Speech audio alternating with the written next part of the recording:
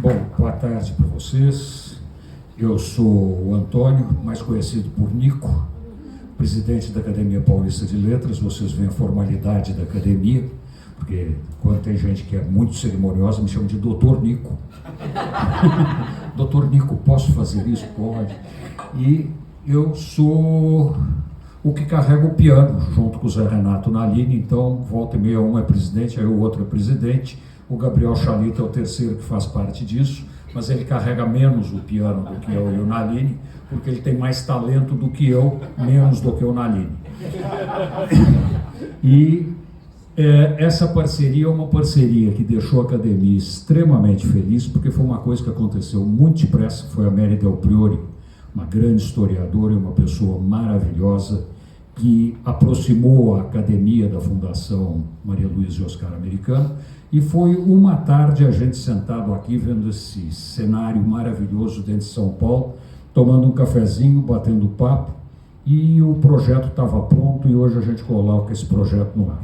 Eu já falei demais, tem o Inácio, que é muito melhor que eu, o Chalita, que é muito melhor que eu deixo os dois divertirem vocês. Muito obrigado.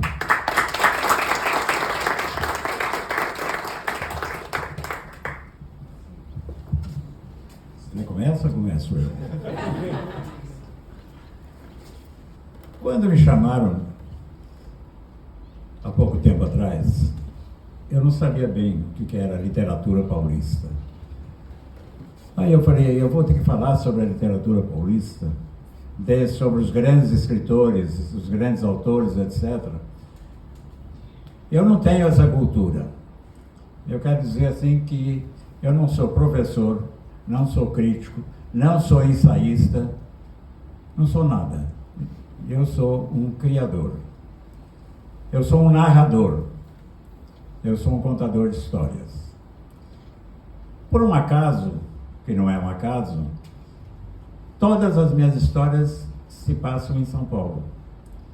Então, o que eu vou contar para vocês são alguns momentos que propiciaram a criação de alguns livros.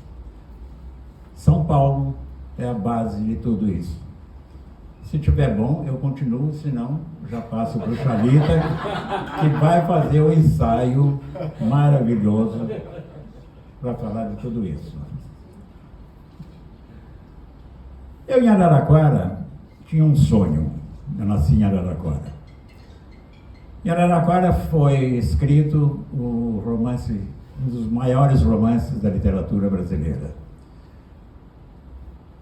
Não é meu, é do Mário de Andrade. E ele escreveu na chácara de um fazendeiro banqueiro chamado Pio Lourenço Correia. Essa chácara Sapucaia ficava na ponta da Avenida Guaianazes, onde eu nasci.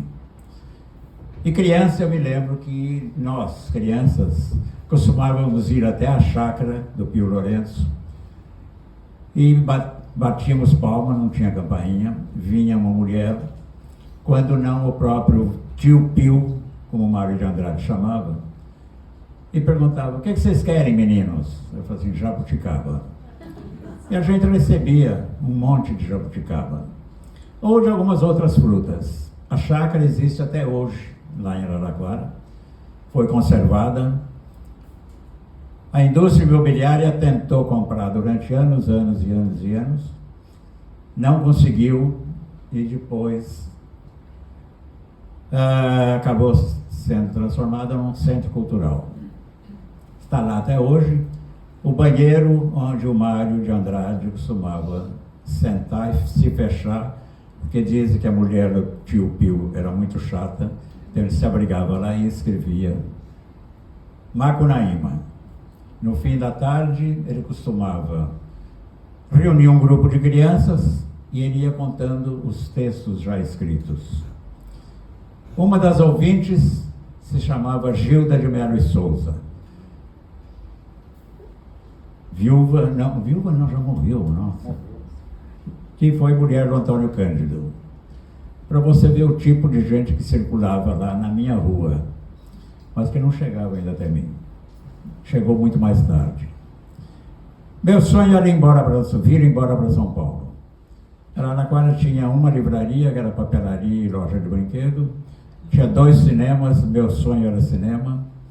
Tinha um teatro, que eventualmente tinha alguma palestra, alguma conferência, mas tinha bailes maravilhosos. Enfim, o sonho do meu grupo era ir embora.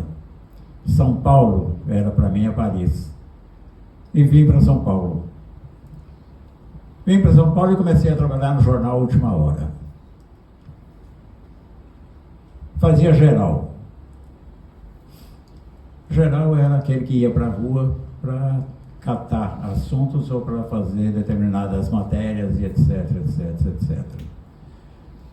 E um dia me mandaram cobrir o suicídio de uma bailarina do Municipal.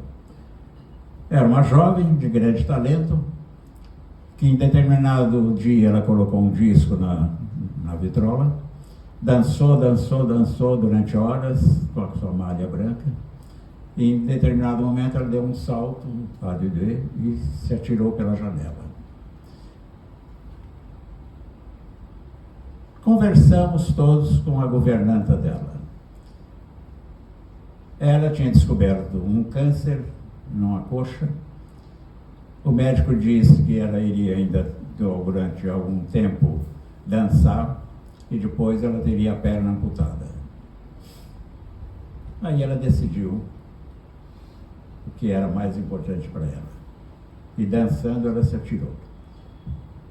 Eu voltei e fiquei pensando, por quê? Olha que horror, essa coisa toda. E pus na matéria todos os detalhes, sabe? Mas acrescentando coisas da minha cabeça e da coisa, de elementos que a própria governanta tinha levantado. E o chefe de reportagem disse, meu amor, a única coisa que interessa para o leitor é que ela se atirou. Pronto. Só que aquilo ficou na minha cabeça. Ficou na minha cabeça, e eu escrevi um pequeno conto, contando essa história. E aí eu falei, mas isso é mais do que um pequeno conto, era uma crônica. Eu já tinha publicado um livro, Depois do Sol, que se passa inteirinho na noite paulistana. Passa inteiro na Boca de Luxo e também na Boca de Lixo, nos anos 60, começo dos anos 60. E aí aquilo ficou na minha cabeça, e eu comecei a pensar em desenvolver a história de uma menina que tem a ambição de ser bailarina, na carreira. E aí eu percebi que eu não conhecia nada de balé, de dança clássica. O que eu conhecia era o quê? Eram as meninas de teatro revista, de teatro rebolado, e as meninas que procuravam um trabalho na televisão. Eu entrevistei muita garota que queria trabalhar na televisão. E aí, conhecia várias, e eu falei, eu conheço esse meio. Para desenvolver um personagem, você tem que conhecer o meio dele, você tem que saber como funciona a linguagem, a cabeça, tudo, para montar. E foi nesse momento que eu comecei meu primeiro romance, Bebel, que a cidade comeu, que é a história de uma jovem que faz carreira na televisão, passa por todos os percalços de uma carreira na televisão e é, no fim, exprimida. Não tinha título. Aí Roberto Freire, que foi um grande psiquiatra e depois foi um psicanalista, e depois também escreveu teatro e escreveu também televisão, novela para a Record, ele e Walter Negrão. O Roberto Freire, muito meu amigo, leu e falou, olha, por que essa menina foi comida por todo mundo dentro da televisão? Essa menina foi comida pela engrenagem da televisão. Por que não Bebel, que a cidade comeu? E aí, nesse momento, eu aprendi também a fazer título. Porque o Roberto me disse, o título tem que ser direto, tem que comover, tem que ser intrigante e tem que fazer a pessoa abrir o livro. Então, o título é a coisa fundamental, tão importante quanto o livro. e ficou bebendo questão de comer, que por acaso o Maurício Capovilla, que era meu amigo, trabalhava comigo no jornal Última Hora, ele, o Vladimir Herzog também trabalhava, Clarice Herzog também trabalhava na Última Hora, todo aquele grupo naquele momento. E o Capovilla leu o original e, quando estava terminando, ele já estava com o roteiro pronto e o livro saiu junto com o filme.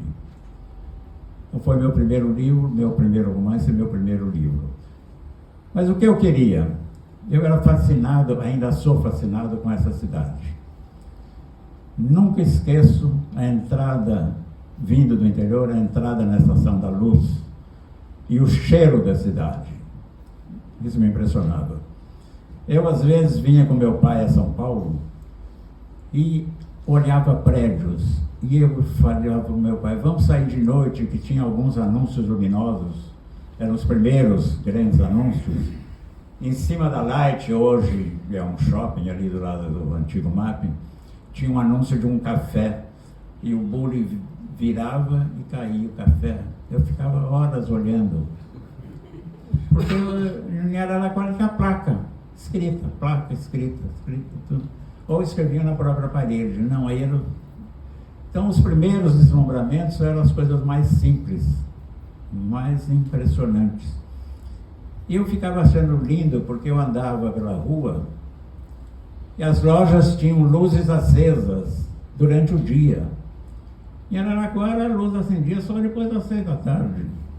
Aqui não, acendia todo dia. Tudo isso era cidade grande. Meu pai me levou ao Martinelli. Subimos no Martinelli. E meu pai, ainda criança, me levou o que me impressionou muito, a catedral sendo construída e o bonde que entrava dentro da catedral, levando material. Essas coisas todas ainda ressoam na minha cabeça e elas já foram distribuídas por todos os meus contos e por todos os meus livros. Então eu tenho uma paixão por São Paulo. Adoro essa cidade. Tempos depois, anos depois, eu morava ali numa rua em Perdizes e no centro do quarteirão da quadra tinha um IP amarelo, lindíssimo. Devia ter uns 80 anos, uma coisa assim. Quando floria, aquela coisa deslumbrante, depois caía no chão, no clichê, assim, um tapete dourado. E o IP era meio uma árvore, isso já estou falando dos anos 70, uma árvore símbolo para nós todos. E ela começou a secar, e começou a morrer, e morreu. E todo mundo ficou muito compungido. Cada palavra, hein? Cada palavra. Compungido. E, na verdade, putos da vida. O que houve? Uma manhã, eu acordava muito cedo, e ia para a padaria, antes da empregada chegar, tomava um café e ia conversando, um grupozinho, com o padeiro falamos da árvore, e o padeiro disse, toda manhã quando eu chegava, tinha a mulher dos 67, nunca esqueci esse número, que estava regando a árvore. A gente falou, está regando porque é bom para a árvore e tal, mesmo em dias de chuva. Aí me levantou, repórter, jornalista é bom que de repente, as coisas vêm. Se eu não tivesse sido jornalista, talvez eu não tivesse sido escritor, mas enfim, é outro assunto. Aí, o que eu fiz? Eu conhecia bem a professora Nanusa Menezes, do Departamento de Botânica da USP, e através dela eu conheci também o professor Aziz Absaber, um dos maiores ecologistas meio ambiente desse país. Contei para ela contou para ele, eles mandaram um investigador que fez uma biópsia da árvore e descobriu que tinha sido envenenada. Aí, contei isso na padaria, um grupo se reuniu, fomos até a casa da mulher, ela nos atendeu, uma mulher simpática, uns 50 anos. A gente contou e a gente falou, a senhora envenenou a árvore. por quê? Ele falou, porque sim. Porque essa maldita árvore sempre sujou a minha calçada com essas flores desgraçadas. Tem 50 anos que eu ouvi essa frase. E ficou na minha cabeça. Ficou na minha cabeça. Aquilo ficou e eu fiquei pensando, imagina uma rua sem árvores. Não, um bairro sem árvores. Não, uma cidade sem árvores. É engraçado falar isso nesse meio, olhando em volta. E por que não um Estado? E por que não um país? Nasceu a ideia do Não Verás País Nenhum. Um livro escrito em 1970 até, e publicado em 81, 40 anos atrás, vende até hoje, é um dos meus maiores sucessos literários e que levantou problemas, mais problemas e mais problemas. Tudo que está no Não Verás está acontecendo hoje, da devastação, da poluição, das doenças, etc, etc. Eu fui previdente? Não. Eu lia jornal e depois aquela loucura que foi na minha cabeça, flor desgraçada as notícias de jornal começaram a me impressionar muito. Tem poluição, devastação, desertos, doenças estranhas. Em Santa Catarina, as tainhas estavam nascendo cegas. E pessoas brancas e pretas que ficavam brancas. E doenças de pele. E mortes, e aquilo foi, e um dia uma notícia me impactou. Choveu no deserto do Saara. Eu falei, pô, alguma coisa tem atrás de tudo isso. E eu comecei a escrever uma história de um professor de história, que um dia acorda, vai para o trabalho e a mão dele começa a coçar. Dá para ouvir sem? É que eu preciso agora me ilustrar. E eu estava trabalhando naquela época na editora Abril, não tinha nada que fazer, e ali fiquei, sabe, quando você está entediado? Fiz isso na mão. Opa, é do outro lado. Fiz isso e fiquei, e eu estava sozinho, e de repente veio, eu estava na revista Realidade, veio o Jorge Andrade, um dos maiores dramaturgos brasileiros, passou por mim, era meu amigo, e falou, que é isso, Inácio? Um furo na mão? Olha como é um criador. E eu falei, Ele falou, mas como aconteceu? Eu falei, eu vinha no táxi, coçou a mão, coçou, chegou aqui, no elevador eu fiz assim, ficou um buraquinho. Olha que lindo. Ele falou, nem o Pitangui faria um igual. Você toma cuidado porque na Abril estão demitindo quem tem furo na mão. Ficou na cabeça. Quem escreve é impactado por tudo e aguarda em um canto qualquer da cabeça, do estômago, do peito, essas coisas. Voltei para casa, cheguei atrasado para o almoço, a Bia, minha primeira mulher, que era uma psicóloga, mãe dos meus 2 filhos, hoje eu sou casado com a Mari, que tem 40 anos, que tem uma filha cuja neta dela está para nascer hoje. Estamos esperando. E eu aqui. E aí a Bia olhou e falou assim, né, lá de almoço, falou, o que é isso na mão? Eu falei, é um furo. Eu falei, um furo? Eu falei, é um furo. Eu falei, ai meu Deus. Eu falei, por que, Bia? Aqui, nesse edifício, estão despejando quem tem furo na mão. E eu lembro que nessa época o Ivan Ângelo, jornalista do Jornal da Tarde, também morava no mesmo prédio. Aí eu falei, mas por quê? Porque quem tem um furo na mão é uma pessoa diferente, e uma pessoa diferente incomoda os normais, entre aspas. E eu falei, é um personagem, meu personagem tem um furo na mão. E aí nasceu Souza, que é um professor de história, que conduz toda a cena, a narrativa. Num país do futuro, a história é narrada no futuro, e fala o passado, como é que o país chegou ao deserto. O Amazonas é deserto, não há mais rios, não há mais água, não há mais árvores, não há mais nada. Há um sistema que é uma continuação da ditadura, em 70 estava dentro da ditadura ainda, mas que não é uma ditadura.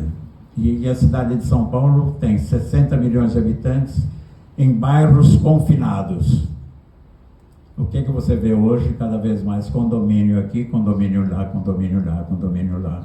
Coisa. E grades. Já tinha grade por toda parte, as grades estão aí. Já tinha sistemas de alarme, de segurança. Mas era tudo da minha cabeça. Eu enlouquecia e me divertia. Nunca me esqueço do professor Jurandir Gonçalves Ferreira, professor de português no científico. Eu fiz o científico, até hoje não sei porquê. Se tem mediador, me avisa quando eu tenho que parar. Quando eu comecei 3h30, você marcou aí? Vai até as 4h15 e o Chalita vai até as 5 e está tudo certo. Tá bom. É bom ter um comandante. Por isso que a gente vota ele para presidente. O presidente é para isso. Bom, aí, o professor Jurandir, eu tinha 16 anos, nos deu para ler A Metamorfose de Kafka. E aí, o Jurandir, assim como a minha primeira professora do primário na época, hoje fundamental, eles tinham uma coisa, davam uma redação de 10 em 10 dias, e uma vez por mês ele nos dizia, vamos pegar uma história ou um livro clássico e vocês vão reescrever. Era uma maneira de te forçar a trabalhar com a cabeça. Eu reescrevi Branca de Neve lá atrás, com grande sucesso. E aí o Jurandir deu Metamorfose, nós lemos e 15 dias depois ele perguntou e nós todos completamente espantados. Gente, eu não conhecia Kafka, eu não sabia nada. Eu fiquei muito impressionado com o livro e adorei, porque sabe, tudo que era esquisito me encantava e ainda hoje me encanta. Por isso que eu gosto desse país. Aí, ele começou a arguição. Bonito, hein? Arguição. Por quê? O que vocês acham? O que vocês não acham? O que vocês não acham? Eu falei assim, achei muito louco, professor. Aí você gostou? Eu falei, adorei. Adorei. Sabe? Mas como é que é? Pode? Uma pessoa dorme, todo mundo, quem leu lembra, naquela manhã, Gregório Samsa, depois de sonhos atribulados, acordou transformado em um repulsivo inseto. Uns dizem que é barata, outros dizem que é isso. A tradução do Modesto Carone, que é a melhor que eu conhecia, diz repulsivo inseto. Falei, mas aí não dá para um ser humano acordar. Ele falou, dá. Por quê? Porque é literatura. Na literatura vale tudo. A realidade, meu filho, é mais absurda do que o próprio absurdo. Eu nunca esqueci essa frase. Primeiro porque eu anotei no caderno. E já na escola eu aprendi os caderninhos. Nunca deixei de ter isso na mão. Aonde eu vou, vai. Tá junto. Anoto tudo. Uma hora eu uso, uma hora não uso. E aquela frase me bateu quando eu estava escrevendo Não Verás Paz Nenhum. O absurdo, vamos em frente. Vamos em frente. E tanto foi em frente que escrito, publicado em novembro de 81, hoje é a realidade. Nesse momento está sendo estudado na Universidade Federal do Rio de Janeiro. É um grupo que estuda só Não Verás Paz Nenhum. Já dei 5, 6 entrevistas.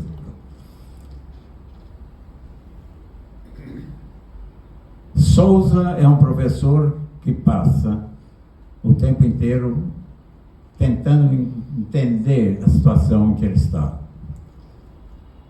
E a situação que ele está é essa que eu contei. Eu, uma vez, aos 22 anos, eu trabalhava na Última Hora, e Nelson Rodrigues era colaborador, fazia uma crônica diária no jornal. Ele morava no Rio, eventualmente vinha a São Paulo para assistir peça. Ele não gostava de viajar, mas uma peça dele ia estrear, ele vinha assistir. E uma tarde eu entrei, 2 da tarde, não tinha ninguém na redação, Nelson Rodrigues estava lá, batucando na máquina, era uma máquina de escrever e tal. E ele ficava assim, ele era muito curioso, meio esquisito. E eu olhando, admirado. Tinha maior paixão, aquele homem, tinha lido as peças. Eu vim para São Paulo junto com o Zé Celso Martinez Correia, que nós somos amigos de infância, nossas mães eram amigas, as 2 mães eram catequistas. Olha os filhos que deram. A igreja é boa. E aí, já gostava de teatro também, o teatro de piscina já estava meio começando, mas enfim. E aí eu fiquei olhando, aí o Nelson, uma hora virou, o que está olhando, menino? Eu falei, olhando para o senhor, que eu admiro muito, eu gostaria de escrever, eu sou jornalista aqui, e como é que o senhor consegue escrever? Ele escrevia uma crônica por dia, ou seja, um conto, começo, meio e fim, direto, sempre com um final espantoso. E eu falei, como é que o senhor consegue fazer isso? Ele falou assim, olhando pela janela, está tudo aí. Olha e puxa e põe dentro. Aí eu falei, que bom. Ele falou, mas olha, primeiro precisa saber olhar, segundo precisa saber escrever. E nunca mais eu esqueci de que o que está fora da janela é a vida, é o Brasil, é o mundo. Sempre olhei para a janela e da janela eu passava para cá e daqui eu passava para o computador, para a máquina de escrever. Nunca deixei de olhar. E nunca deixei de anotar o tempo inteiro. Às vezes eu fico absorto olhando determinadas coisas. E essas coisas se transformam também em crônicas. A crônica, para mim, é um instante da vida paulistana. É um Instagram, vamos usar uma palavra moderna, um Instagram. Eu recorto e coloco de maneira poética ou literária. Eu vou pulando e eu vou falando. Só para dar uma ideia de crônica. Não verás, para aí, porque é muita coisa. Só quero citar mais uma coisa. Muita gente me pergunta assim, que engraçado. Lá, num determinado momento do livro, tem cheiros artificiais que as pessoas compram no supermercado. Cheiro diferente e tal. Porque nessa época do Não Verás, já não tem mais o cheiro da chuva na terra molhada, cheiro da terra molhada pela chuva. Já não tem cheiro da bossa de vaca, já não tem cheiro de ovo sendo frito, já não tem cheiro de café, etc. E os mais saudosistas, os nostálgicos, sentem falta. E a indústria criou os cheiros. Então, uma lavanda que você usa com o cheiro que você quer. E isso me veio num sábado à noite, estava em casa, tinha separado da Bia já depois de muitos anos, e fui ao supermercado comprar alguma coisa. Ele estava numa gôndola, atrás de uma gôndola tinha um casal de idade média andando, e a mulher aí soltou um pum. Soltou um pum e ficou meio dessa coisa, mas ela olhou, não me viu, e o marido ficou assim, ela pegava o vestido, fazia assim. E o marido foi muito rápido, correu, pegou. Naquela época só tinha um spray de lavanda, que se usava muito em boate e inferninho no banheiro. Você que saía pela noite, da boca de lixo. E o velho pegou e na hora eu falei assim, pô, cheiros, lavandas, incluí. A todo momento, você fica atento, quando você está lendo um livro, você é um chupador. Vem. E uma vez, eu morava na Bela Sintra e estava escrevendo o Não Verás, e teve um imenso congestionamento. Em alguma parte da Paulista teve um acidente, alguma coisa, e engarrafou tudo, porque aí depois desce as transversais e um fecha o outro, porque essa coisa adorna aqui, fechar quarteirão, fechar cruzamento, e fecharam de tal modo que travou. Isso era 4 da tarde, eu liguei, eu tinha uma televisãozinha, já avisaram do gigantesco congestionamento, e 7 da noite eu desci, estava congestionado em frente da minha casa ainda, e eu vi um sujeito fechar o carro, tirar a chave, e falou para um outro, falou assim, eu vou embora. Ele falou, mas você vai deixar o carro aí? Eu vou deixar o carro aqui, que não vou ficar louco. Eu venho aqui amanhã, pego e vou. E se roubarem o teu carro? Ele falou, azar. Eu prefiro a minha sanidade do que a minha loucura, a tua loucura. Por que você não faz o mesmo? Ele falou, eu não saio do meu carro nem morto. É a coisa mais importante para mim. E isso me... não sai do carro. E aí é que vem uma sequência, um gigantesco congestionamento por todas as freeways dessa cidade do futuro, em que acabou a gasolina, acabou tudo, e os carros estão parados, enferrujados, empoeirados, e milhares de motoristas, o esqueleto dos motoristas caídos no volante. O tempo inteiro é um pouco também de uma sátira e de uma crítica e de uma coisa. Mas quero voltar. Terminei, foi um livro que eu não tinha o final. Sempre que eu começo, e a maioria é assim, eu tenho um começo e eu tenho um fim, que é para onde eu ir.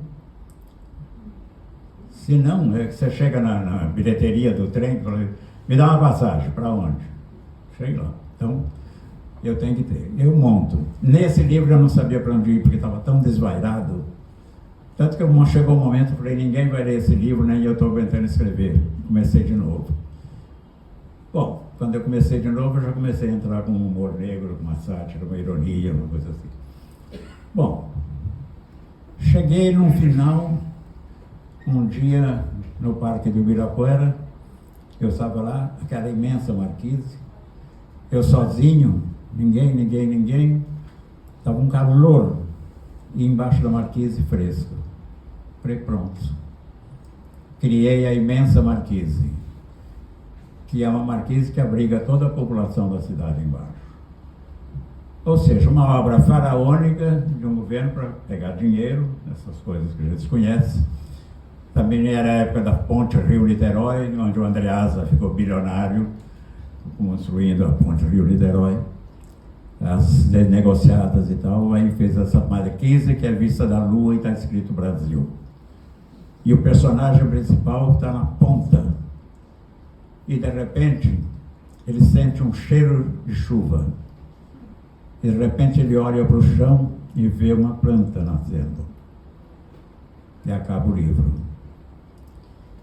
Eu reescrevi 38 vezes esse final, até conseguir esse final, que o leitor é que decide. Se o Souza está louco, ele está sentindo o cheiro de chuva e está sentindo a natureza voltando. Se ele não está louco, é a natureza se recompondo. Você escolhe o que você quiser. Entende? Vou voltar rápido para a crônica, o Charlita está louco para falar. Ele me olha com um olhar furioso. Apaixonado. E aí, a crônica. Eu li todos os cronistas. Nesse momento eu estou relendo as crônicas de Antônio Maria. tem uma edição normal, a única livro que tem as crônicas todas do Antônio, que é uma maravilha, uma lição. Tenho vergonha das crônicas que eu faço.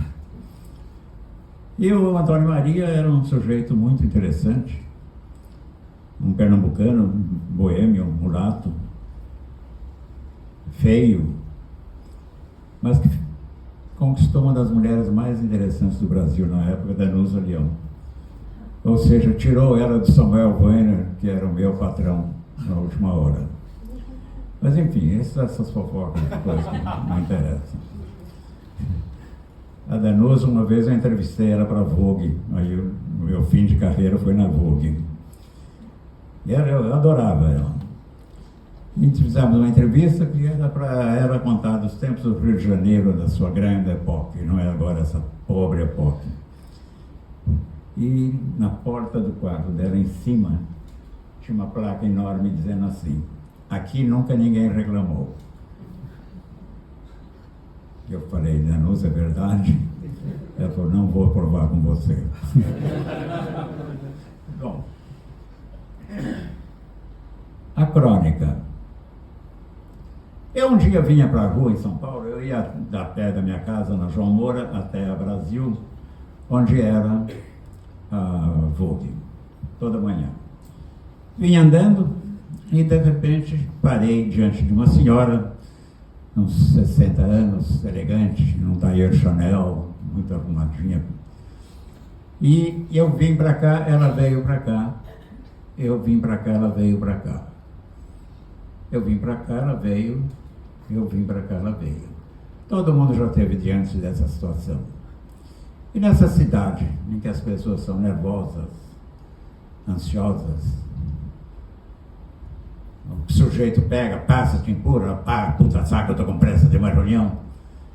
Nessa manhã eu olhei e parei, e aí a mulher disse assim: muito obrigado, meu senhor, por ter dançado comigo nessa manhã. Era uma crônica pronta. Crônica é isso, ó. Não é? A Flora é uma grande amiga que eu revejo hoje.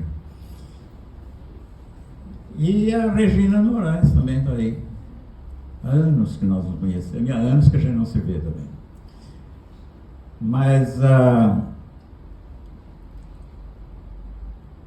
eu um dia estava em Marabá. Eu já andei esse país inteiro fazendo conversas. Adoro isso. Marabá, no Pará. Uma grande festa literária acabou, fui para o aeroporto para vir para São Paulo. Mas não tinha um avião direto.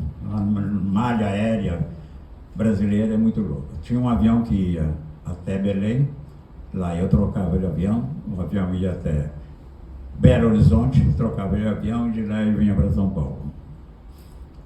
Entrei, meu lugar era o 6C, sentei, eu só escolho o corredor.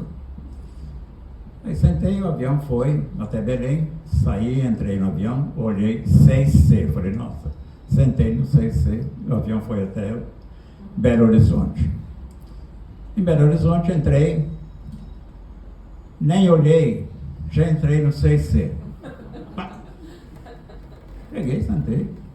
Aí o avião demorou um pouco, tinha um sujeito atrasado.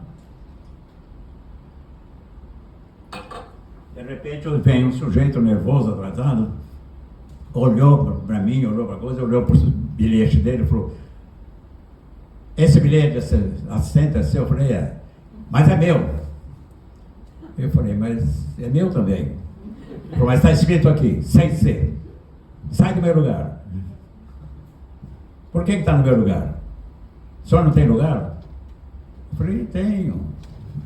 É esse. Não, aí a comissária veio, olhou e falou: não, o seu é 16C, o meu, 16C. Eu falei: então me desculpe. Desculpe nada, não sabe, meu velho, tonto, não sabe viajar, não sei nada. Aí eu fiz uma cara de humilde, que eu sei fazer, bem triste. Falei: me desculpa, meu senhor. E aí os bancos em volta olhando. e já todos contra o velhinho tonto. E eu falei, me desculpe, senhor, eu tenho 89 anos, é a primeira vez que eu entro num pitelo desse. Eu estou indo para São Paulo para buscar minha mulher que morreu de câncer. Então, se não pode ir, eu vou a pé no avião. E eu olhei para a comissária e falei, como é que eu faço? Não, tem um lugar para o senhor. Eu falei, eu não sei, porque eu estou acostumado a andar aqui em Marabá. Eu entro no ônibus, sento onde está. Mas o avião, a turma em volta já estava comigo. Coitado do homem. Aí foi, ela falou, vem cá, era o 16C, sentei no 16C. Ela falou, aqui, se o senhor precisar de uma coisa, aperta esse botãozinho. E tudo bem? Falei, tudo bem, dá para a senhora abrir a janela, que eu estou com calor. Ela falou, não abre a janela. E eu fiquei lá quieto, ela trouxe Coca-Cola, trouxe sanduíche, e os outros estavam pagando e eu não. Aí ela falou, no final, meu senhor, o senhor espera e eu não saio, deixa todo mundo sair. É que eu sou o último a sair, que eu não aguento levar mochilada nas costas. Porque mochila, empurra, é tudo louco. O avião não sai dali enquanto você não sair. Então fico lá. Aí fiquei, ela chegou ali na portinha de Congonhas, falou, agora o senhor sobe essa aqui, vai indo direto, vai sair num saguão grande, alguém vem te esperar. Eu falei, meu filho dele. Aí, o senhor olha no chão, tem uns pezinhos assim, amarelos. O senhor olha a direção do pezinho, vai assim, e o senhor já chegar na saída. Saí, subi, cheguei no saguão, olhei os pezinhos, que eu já vi 1 milhão de vezes, segui o pezinho e vim para casa. Cheguei e fiz a crônica. A crônica é uma chance, é uma oportunidade, é uma grande sacanagem. Porque se você não olhar, você não escreve. Então, essa é a coisa. Eu vou contar mais uma história. Literatura paulista. Será que a gente devia falar de Oswald de Andrade? Lígia Fagundes Telles, a gente falaria com muita alegria, sabe? Mas, enfim. O que eu ia contar? Eu não sei o que eu ia contar. Uma vez eu estava falando, aí esqueci o que ia falar. E a plateia cheia, Ribeirão Preto, naquele Teatro Dom Pedro. Então. Falei, gente, não tenho a mínima ideia do que eu estava falando. Vocês me lembram? Morreram de rir, todo mundo falou, me ajudou. Aí eu já saí por outro caminho que eu não sabia qual era. Você lembra a história do seu professor de matemática? Hã? Você lembra a história do seu professor de matemática? Ah, boa. Boa. Eu adoro fazer com ele por causa disso. Eu leio tudo dele. Adoro ir com ele. Eu vou contar uma história. Quando eu saí, eu fui em março de 57. Quando eu vim embora para São Paulo, meu pai me levou na estação, meu pai era um ferroviário, me levou no trem das 6h05, chegava às 11 horas em São Paulo, e meu pai virou e falou assim, meu filho, você tem certeza que você vai? Quer ir? Quero. Minha mãe não queria que eu viesse, meu pai queria. Mas você já decidiu? Eu falei, o quê? Emprego ou trabalho? Eu falei, a mesma coisa, pai. Ele falou, não.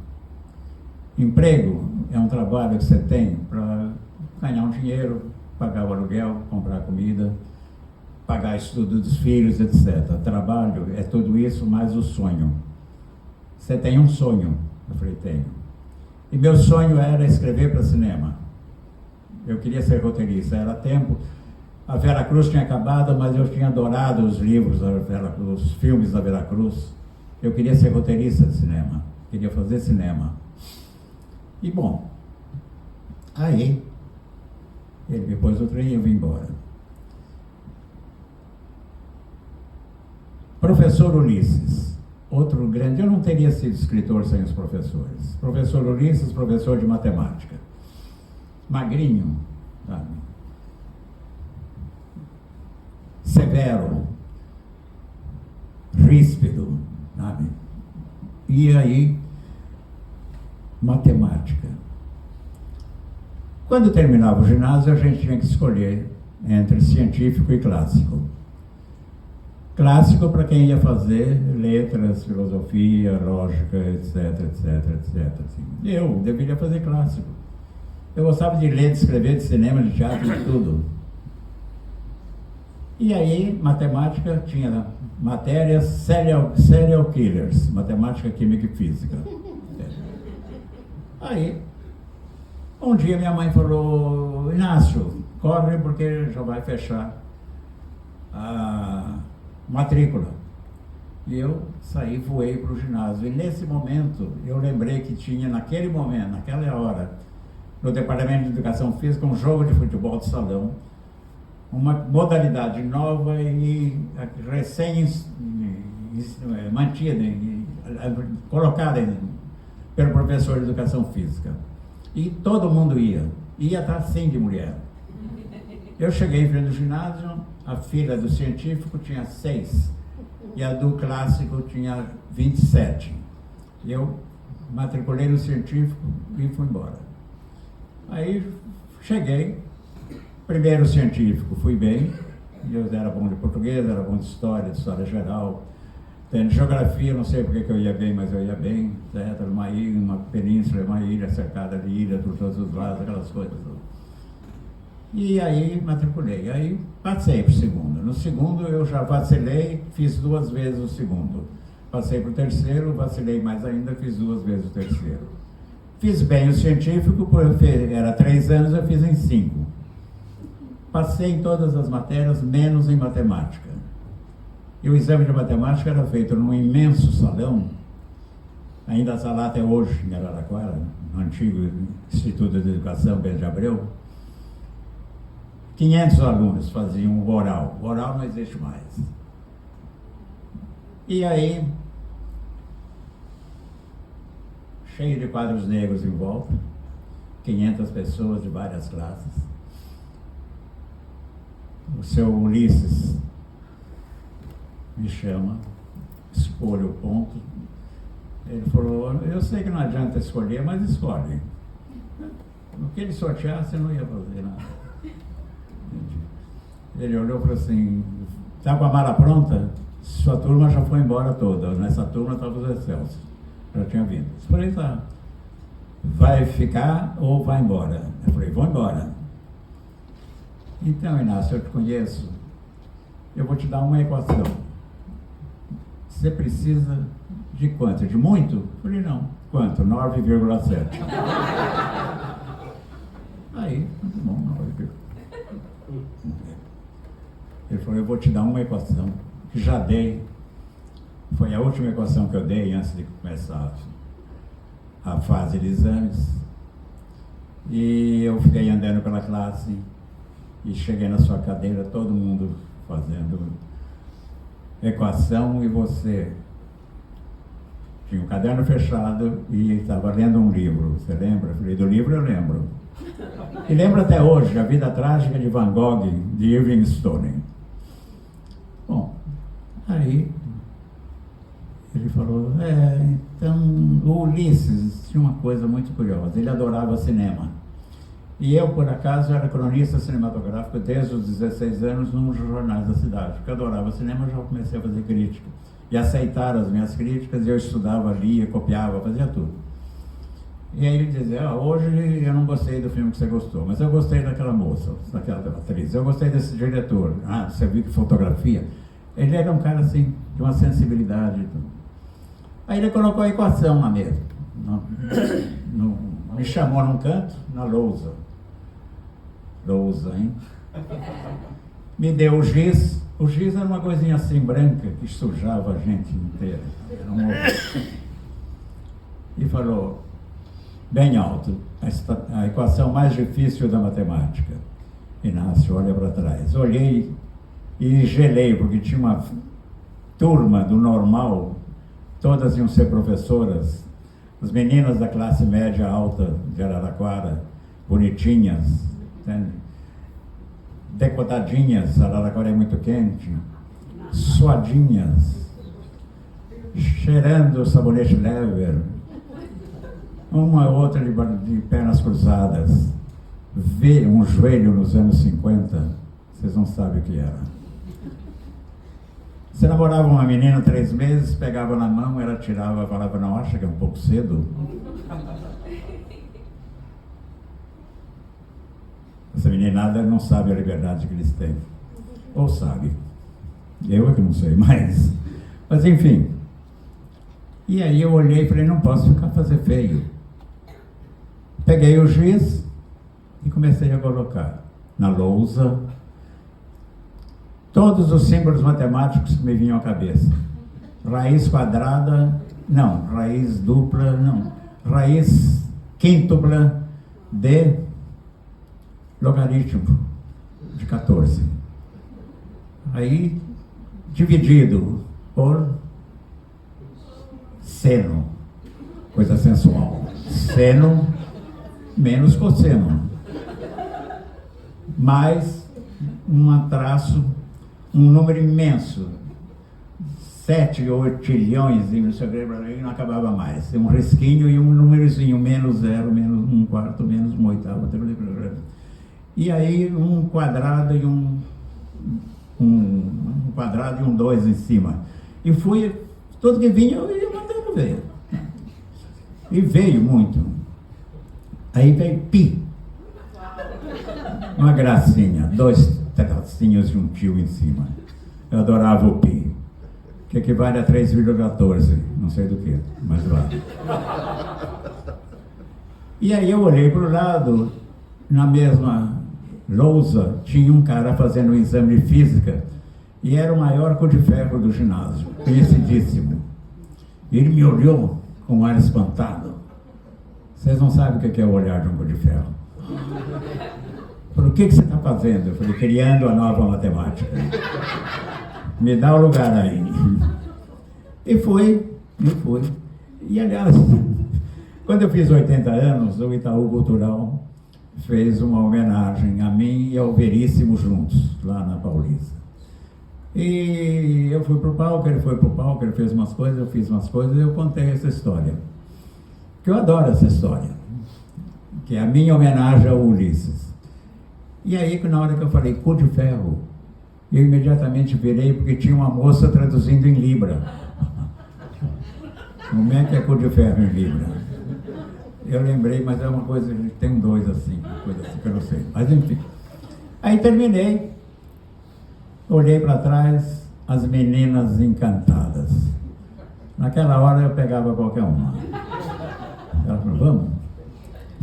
Recentemente eu encontrei uma delas, já tem bisnetos, evidente, e ela falou, Inácio, eu nunca me esqueço aquele exame de novembro de 1956. Falei, nem eu. E eu depois encontrei com ela em São Paulo, eu falei, vai no show. E eu fiz um show, né, com a minha filha, onde eu conto essa história. Era a última história do show. Aí, o Ulisses veio, olhou aquilo e falou,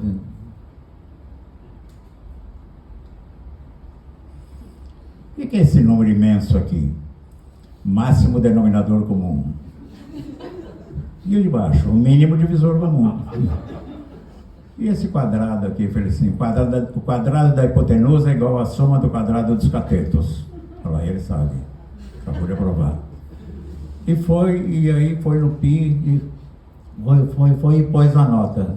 Quanto? Eu não sou de tirar 9,7. Foi 10.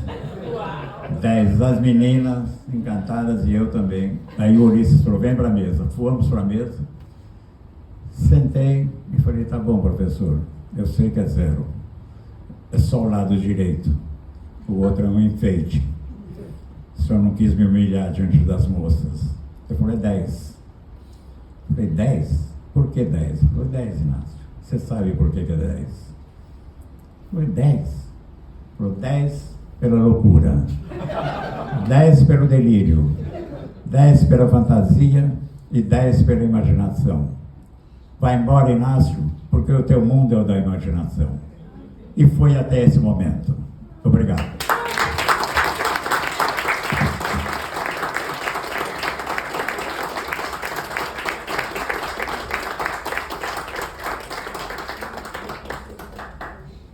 Você viu porque que meu olhar é de apaixonado, Inácio? Eu vi. Você viu, né? Eu vi, mas minha mulher já me ligou. Bem, eu quero agradecer essa oportunidade de estar aqui com vocês, essa parceria tão bonita, né, presidente? Dessa fundação tão linda, desse espaço tão mágico, e a gente poder falar de literatura, de palavra, de emoção. Eu pensei numa coisa, mas eu vou atrás do Inácio aqui, vou me enquadrar nele. Olha como é interessante esse processo atrás de você, Inácio, seguindo os seus passos. Olha como é interessante esse processo da criação literária, né? Eu toda semana faço uma crônica que sai em alguns jornais, e a crônica da última semana era de uma bailarina que se matava. Eu vou ler para vocês essa crônica. O vento forte do entardecer. É tarde, e o vento sopra forte. Sopra e não desmancha um novelo de recordações que me obrigam a assumir o que deixei de viver. Eu era tão menina quando dançava o balé que eu conseguia. E eu ria sozinha diante do espelho grande do quarto de minha mãe. E fazia todas as personagens. A que dança, a que dirige, a que agradece, a que aplaude. Usava umas joias não, bijuterias, que ficavam em os potes sobre a penteadeira. Eu sabia que não tinha os gracejos da minha irmã mais velha. Noêmia sempre foi linda, eu não. Ela nem se alterava diante dos elogios, era rotina. Lembro ainda hoje minha mãe agradecendo da filha linda e dizendo que eu tinha as minhas qualidades. Perdoo, minha mãe. Não foram palavras para causar dor. Causaram. Havia uma tia que eu achava tão feia quanto eu e que eu amava como se ama um acolchoado de aconchegos. Era em seu colo que eu exercia o prazer dos esquecimentos. Eu era capaz de silenciar os ruídos internos, enquanto ela brincava de percorrer com os dedos os rebeldes fios dos meus cabelos. E foi ela quem me levou para conhecer uma bailarina. O teatro imponente me despertou das mesmices. Eu olhava como quem olha o mundo depois de finalmente sair de uma caverna. A curiosidade brincava futuros em mim. Foi então que o silêncio anunciou o início. O balé ainda dança em mim aquele entardecer de um domingo. E a bailarina era a mais linda mulher que havia sobre a terra. Era o que eu sentia. Era o que eu dizia para minha tia, tão feliz das minhas reações. As duas se conheciam, a bailarina e minha tia. Terminado o espetáculo, fomos ao camarim.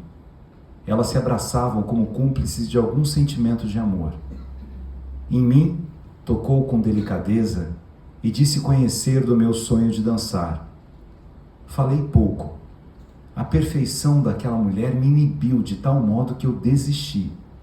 Não disse a ninguém a razão. A beleza também pode finalizar os sentimentos. Foi como se eu decidisse que seria um outro comparativo. Foi como se eu não quisesse ser a perdedora mais uma vez. A primeira derrota era ser a irmã feia de uma irmã linda. Achei bonito como as duas, minha tia e a bailarina, riam de histórias que viveram juntas. O tempo estava estacionado. Não tinha pressa. Saímos juntas para comer. Eu comi pouco. De alguma forma, eu me apaixonei por aquela mulher. De alguma forma, eu compreendi que eu nunca seria aquela mulher. Então eu desisti. A vida foi me oferecendo compensações. Sou uma mãe feliz de filhos que não tenho a ilusão de fazer felizes, mas de dar condições para que conheçam a felicidade que vive fora e dentro deles. São 2 meninos. Longe de mim qualquer comparação. Longe de mim apresentar a eles alguma fotografia de perfeição. Amo as imperfeições e corrijo em mim qualquer exigência que não seja essencial.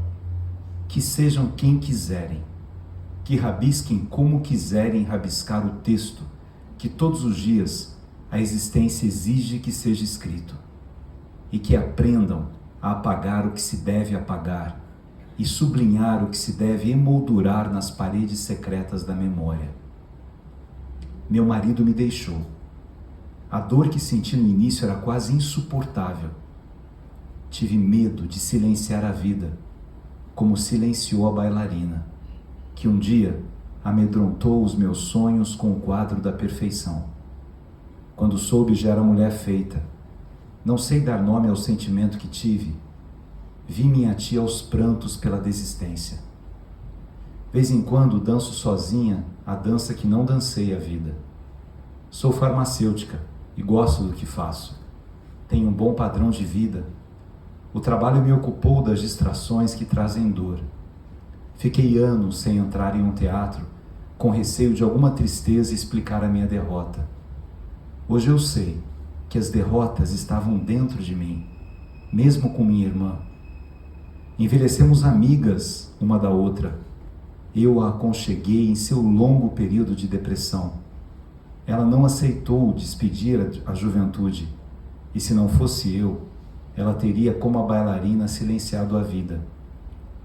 É tarde. Demorei a distinguir os barulhos das canções.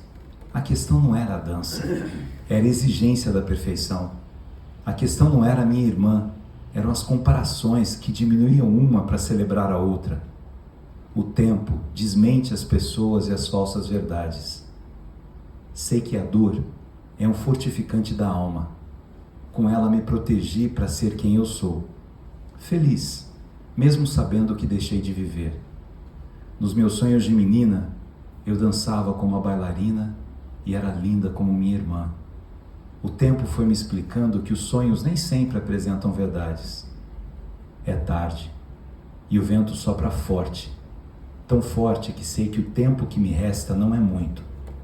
Amanhã é dia de abrir a farmácia, de conversar sobre saúde e saudade, de prestar atenção para não causar mais dor em quem dói. Amanhã é dia de saber que meus filhos cresceram e cresceram os seus filhos. Fiz tudo o que queria, quem faz? Fiz o que pude, e o que pude foi suficiente para querer acordar amanhã e prosseguir lembrando e fazendo. Enquanto eu resistir ao vento forte desse entardecer que não decido. O que eu peguei essa crônica pegando a memória aqui do Inácio?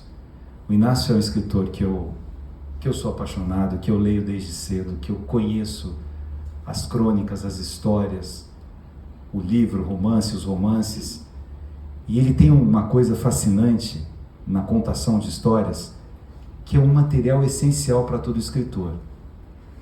Atenção e o segundo, memória. A primeira questão que um escritor ele vai se lapidando é a capacidade de ver. Isso que ele falou do Nelson Rodrigues, está tudo ali. A capacidade que eu tenho de escutar as histórias do outro, escutar as dores do outro, escutar os sentimentos do outro. Eu, uma vez num asilo da minha cidade, com uma professora que era contadora de histórias, eu aprendi a definição mais bonita de literatura. Literatura é a história dos sentimentos, é o que toca na sua alma. Como é que você consegue contar os seus sentimentos em história? Narrar uma história? Lembrar de um professor que viu aquela fraude toda no quadro e te dá 10 pela loucura, pela imaginação, pela criatividade. Alice não podia passar vergonha perto daquelas meninas todas. E eu dei o meu jeito de contar a minha história. E o outro universo fascinante é a memória. Uma amiga minha me ligou depois que leu essa crônica e falou assim, isso é sobre aquelas duas? Eu falei, quais duas? Não, você se lembra quando a gente estava na Bahia que uma irmã estava dizendo da outra? E eu não me lembrava dessa história das duas irmãs, que uma se achava feia e a outra bonita. Eu falei, não, e na verdade isso estava dentro de mim. E eu já vi o Inácio falando da bailarina que se matou, mas eu não lembrei dessa história quando eu escrevi dessa bailarina que também silenciou a vida. Porque a matéria-prima do escritor, que é essa memória fascinante, há elementos que nós lembramos, há outros que não. Eu não acredito que ninguém escreva do nada. A gente escreve das experiências que estão marcadas dentro da gente de alguma maneira, de histórias que a gente viu, de sentimentos que a gente sentiu, de pessoas que a gente aprendeu a observar no exercício dos nossos cotidianos, né? Ele falou da Lígia. Eu tenho tantas histórias com a Lígia, né? O Naline tem histórias com a Lígia, o Nico, com Paulo Bonfim. Alguns domingos que a gente ia almoçar na casa do Paulo, era uma coisa tão fascinante ver o Paulo. Eu lembro a primeira vez que eu conheci o Paulo no Palácio do Governo, ele trabalhando no Tribunal de Justiça. A paixão com que ele descrevia São Paulo, que ele falava das personagens, eu ficava olhando meio abobado para aquele homem, né? Primeira vez que eu falei com a Lígia, eu havia lançado um livro que chamava Mulheres que Mudaram o Mundo e era dedicado a Lígia, mas eu não conhecia a Lígia, eu conhecia a obra da Lígia. E a editora falou assim, convida a Lígia, tem o telefone dela aqui, se você quiser ligar. E aí eu liguei para a Lígia, telefone fixo, eu morava em Cachoeira, estava mudando para São Paulo ainda, eu tinha 18 anos quando eu lancei esse livro. E aí eu falei que ela era minha escritora preferida, comecei a falar um conto atrás do outro, para impressionar a Lígia, ela ouvindo assim, calme, calme. Aí eu falei, então eu vou lançar o livro, chama Bar Lanterna, e aí eu queria muito que a senhora fosse e tal. Ela falou, eu não prometo, mas um momento que eu vou anotar o nome e o endereço. E aí quando eu cheguei para o lançamento desse livro, a Lígia estava lá, né? E eu era um molequinho, assim, do interior, apaixonado por literatura, por ela. E é tão interessante isso, que nos processos das relações entre as pessoas, a gente vai aprendendo a importância que essas pessoas representam no nosso existir, né? Nos nossos cotidianos. E eu acho que, lendo esses grandes autores, eu fui aprendendo a prestar atenção. Eu tenho uma peça que estava em cartaz recentemente, que chamava Sorrisos de Mãe, e essa peça nasceu, eu fui dar uma palestra, como o Inácio, a gente ama ir pelo país fazer isso, bater papo, conversar, e eu fui dar uma palestra lá em Juazeiro do Norte, e aí eu pedi para ir conhecer a igreja do Padre Cícero, né, para ver como é que era a igreja e tal. E aí a gente foi a reitora da universidade lá, uma faculdade de medicina, o prefeito foi junto com a gente. E quando a gente estava na igreja, o prefeito falou, vamos embora rápido que esse homem não para de falar. Era um homem que estava vindo na nossa direção, né? Eu falei, mas ele já chegou. Ele estava assim, estava com um turbante no cabelo, né? Um jeito assim. Aí ele olhou e falou assim, Padre João gosta de missa, Padre Antônio gosta não. Eu falei, ah é? E hoje quem vai celebrar a missa? Ele falou, deve de ser Padre Antônio. Se fosse Padre João já estaria aí. Padre João chega antes, fica na porta, cumprimenta todo mundo, tem paciência de ouvir a gente, faz uma missa que é uma beleza, acaba, não tem pressa de ir embora. Padre Antônio, todo de afogadilho, tem paciência nenhuma com a gente. Falei, nossa, e você gosta de quem? Padre João? Eu gosto de reza. Falei, como é que você chama? Falei, Cícero é. Falei, ah, claro, aqui de Juazeiro. Não sou daqui não, sou de Palmeira dos Índios, das Alagoas, mudei pra cá. Eu falei, você faz o que, Cícero? Ele falou, sou sentinela de velório. Eu falei, olha, que coisa boa. Sentinela de velório? Que interessante. Desculpa, Cícero, o que é sentinela de velório? Ele falou, você não sabe? Você não sabe? E aí uma gargalhada assim, né? Me chamando de ignorante. Eu falei, daria para você me explicar? Ele falou, você sabe o que é uma carpideira? Eu falei, carpideira, eu sei, aquelas mulheres que ganhavam para chorar nos velórios, para todo mundo chorar junto. Pois é, sentinela de velório faz de graça, não precisa ganhar. O senhor conhece sino triste de quando morre alguém? Eu falei, conheço, aquele sino duro. Ele falava assim, sem vida, sem alegria nenhuma. Tum. Tocou o sino e eu já sei que morreu alguém, eu já vou. Eu falei, mas você vai em qualquer velório? Vou. O senhor é importante? Eu falei, eu sou professor. Todo ser humano é importante. O senhor pode fazer lei? E eu era deputado nessa época, né? Eu falei, mas por quê? Eu falei, porque se eu pudesse fazer lei, eu obrigaria todo mundo a ir em velório. É muito desrespeitoso o velório sem gente. Aí ele cantou um trecho para mim de uma música quando morre mãe, música quando morre filho, música quando morre pai. Eu não estava com pressa nenhuma ouvindo as histórias do Cícero. Aí eu cheguei em um momento e falei assim para ele, Cícero, qual foi o velório mais triste que você foi? Aí ele olha para mim e falou, o senhor me dá um abraço? Eu falei, claro. Aí ele abraçou, aí ele chorava assim de soluçar. Eu falei, não precisa me falar, desculpa. Não, eu vou falar.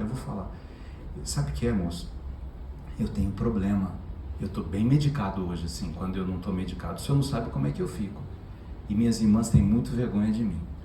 Quando minha mãe morreu lá em Palmeira dos Índios, elas não me avisaram. Eu vou no velório de todo mundo e não fui no velório da minha mãe. Eu fui depois só. E aí eu fico assim, falando para Deus, eu choro com muita facilidade. Se as minhas lágrimas fossem milagrosas para minha mãe descer um pouquinho só, e eu falar para ela, fica com Deus, mãezinha, agora pode ir. Eu falei, Cícero, você acredita em Deus? Fala isso. Deus está ouvindo, a sua mãe está ouvindo. Nossa, moço, o senhor fala que nem o padre João. O padre Antônio não deixa nem eu completar a história. Aí eu saí depois, abracei o Cícero, tirei foto com o Cícero, já escrevi peças sobre o Cícero. Aí eu falei para a reitora, né? Eu falei assim, olha, esse homem não leu Vygotsky, que é um autor que os pedagogos amam, que fala sobre o sócio-interacionismo, e deu uma aula disso pra gente, de acolhimento. Quem é o padre que gosta e que não gosta? Quem presta atenção na gente? A singeleza. Há muitos Cíceros por aí, há muitas histórias por aí. Eu lembro de uma outra indo para o Recife, uma senhora sentada do meu lado, e a filha dela, que era casada com uma outra mulher, que havia pago a passagem, e ela, como era muito religiosa, queria que eu dissesse para ela se era pecado ou não a filha estar com uma outra mulher. Porque a vizinha dela, muito religiosa, entendida das coisas de religião, dizia que a menina ia para o inferno. E o padre dizia que não ia para o inferno, que ela tinha que amar a filha dela, que isso era o mais importante. E ela queria saber quem tinha razão, se era a vizinha dela, entendida das coisas de religião, ou se era o padre. E eu naquela conversa com a mulher, né, dizendo assim, mas um padre estuda tanto, né? 7 anos estudando filosofia, teologia, será que não é melhor a gente acreditar no padre? Eu falei assim, mas a minha comadre entende muito das coisas de religião e falou dessa história de inferno, né? Mas sabe o Gabriel Chalita dizendo assim, o padre, eu acho que se irritou tanto comigo que uma hora ele falou assim, é mais fácil a sua comadre, que entende de religião, ir para o inferno, do que a sua filha ir para o inferno. Eu falei, olha, uma boa resposta do padre. Esses elementos, os cotidianos, eles vão moldando isso que é a nossa memória. Eu tenho muita preocupação hoje como educador com o fastio das tecnologias. A tecnologia não é uma coisa ruim, é uma coisa boa. A tecnologia, ela melhorou a medicina, né, Nico, nosso eterno provedor. A tecnologia melhorou o transporte aéreo, a tecnologia melhorou a comunicação, a tecnologia melhorou as transparências. Então, é claro que a tecnologia é algo fantástico, mas tudo que é em exagero, ele retira de nós pausas essenciais para aquilo que vem depois. É o Júlio Medalha que está ali? É o maestro Júlio Medalha? A música precisa de pausa entre uma nota e outra. A beleza está na pausa. Se as pessoas não conseguirem silenciar, não tiverem pausa desses fastios que nós temos na vida, é difícil esse processo fascinante da memória acontecer. Que memória vai se acumular dentro da gente se a gente passa o dia todo focado no celular, se a criança passa em games, em vídeos, que às vezes os pais, sem perceberem, dão isso para os filhos, para eles pararem de chorar, para ficar quieto. Aí você dá um tablet, e aí ele fica naquele brinquedo que não acaba mais. E na verdade, como nós somos animais sociais, e sendo animais sociais, nós somos animais das emoções, e as emoções precisam disso. Ouvir, falar, prestar atenção, conviver, construir histórias coletivas, ter memória dentro da gente.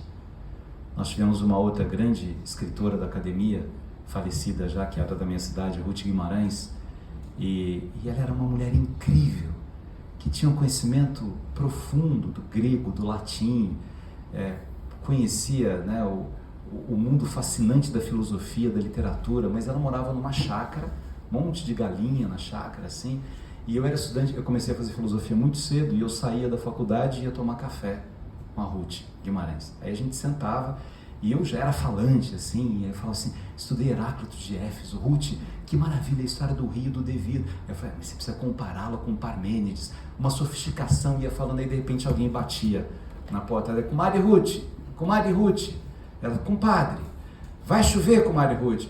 Vai chover, tô com dor no joelho hoje, vai chover.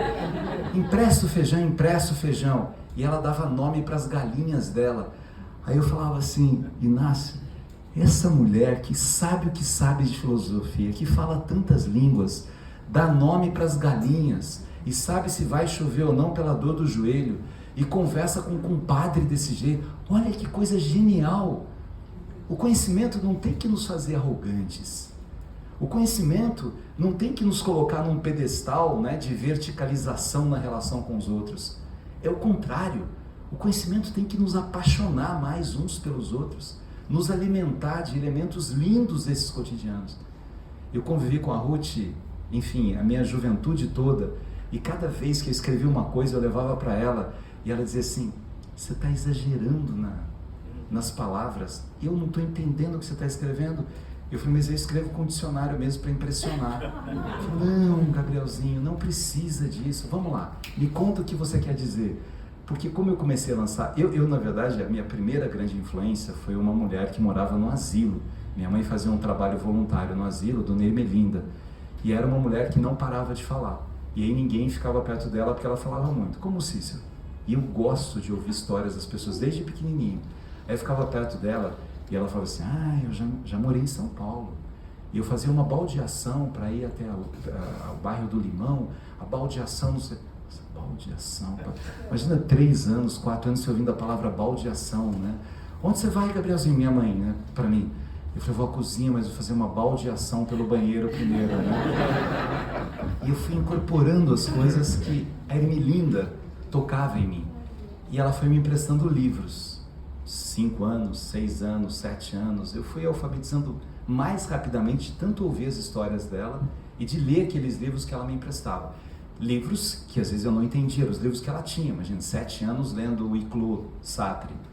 E aí eu lia e voltava, e ela, e aí, Gabriel, leu? Li, gostou muito, entendeu? Nada. Eu falei, não faz mal, as palavras são mágicas, e quando você menos perceber, elas vão tomando conta de você. Continue lendo, continue lendo. E eu acho que ali, né, nascia essa paixão pelo fazer literário. Eu tinha 11 anos, a Ermelinda foi perdendo a visão, e eu lia em voz alta os livros que ela já havia lido e não conseguia mais ler. E eu acho que isso foi desenvolvendo em mim o prazer da fala, né, de ler em voz alta.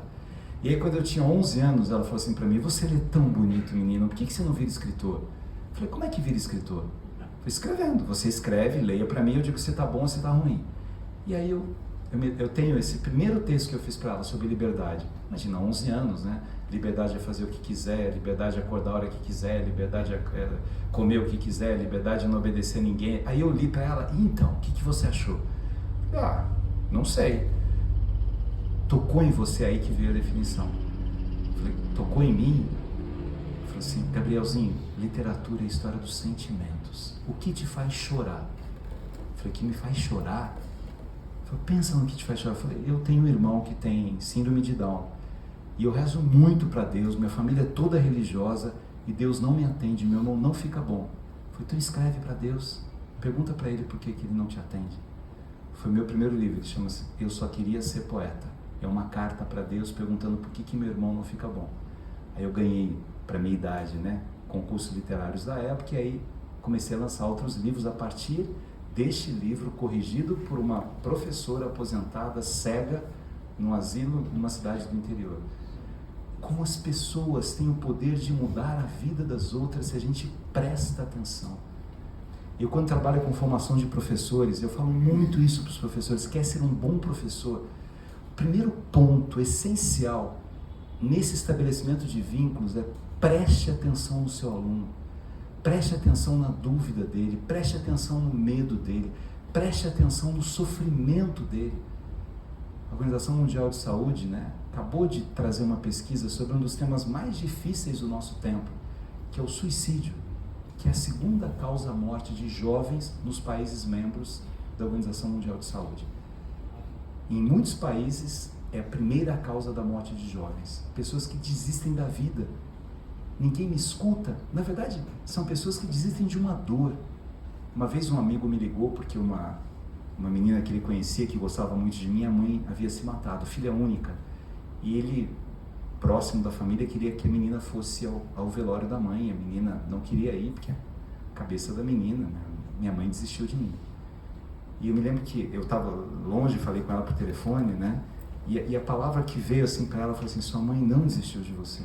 Sua mãe desistiu de uma dor. Não é você. Sua mãe nunca desistiria de você. Mas o que é uma menina de 12 anos imaginar minha mãe desistiu de mim? Por que as pessoas desistem da vida? Eu participei de um grupo de estudos na França há alguns anos sobre suicídio em escola. E a grande colocação deles era: será que a gente gastou muito tempo trabalhando dos pilares do processo educativo, que é o pilar cognitivo, e não trabalhou o pilar emocional, o pilar social? A música, a literatura, o teatro, a poesia, a contação de histórias entra nesse pilar das emoções.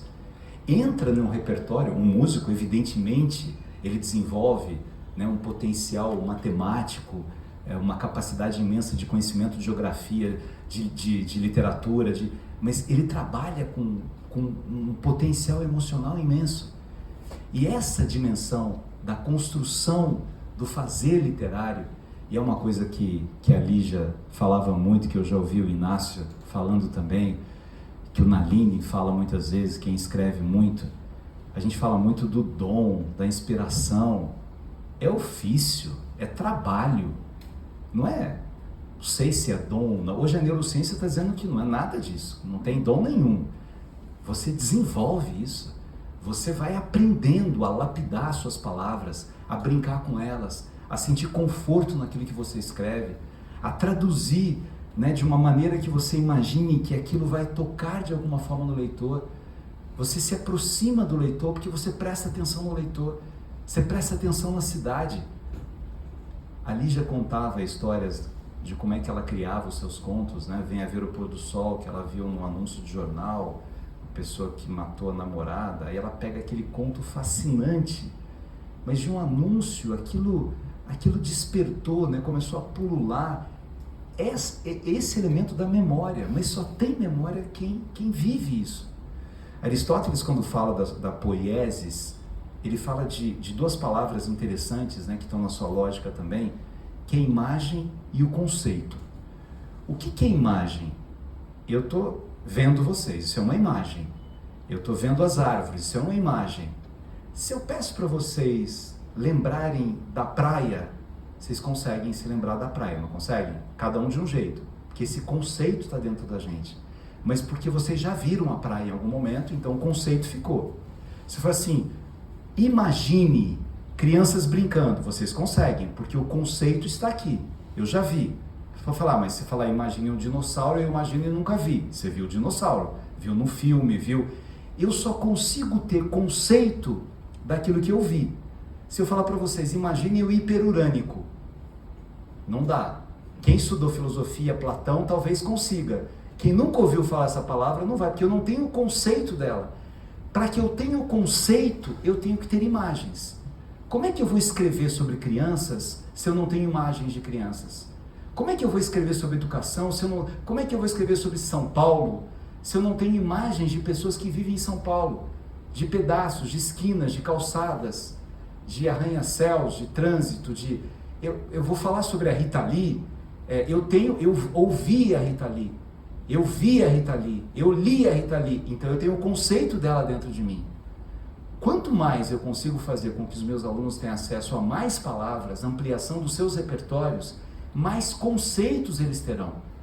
Hoje, falando para alunos de direito sobre julgamentos, e aí estava uma discussão sobre estupro, sobre sedução, aí eles trouxeram alguns casos que estão na mídia, e eu dizia assim, mas você já julga rapidamente um caso que você viu assim?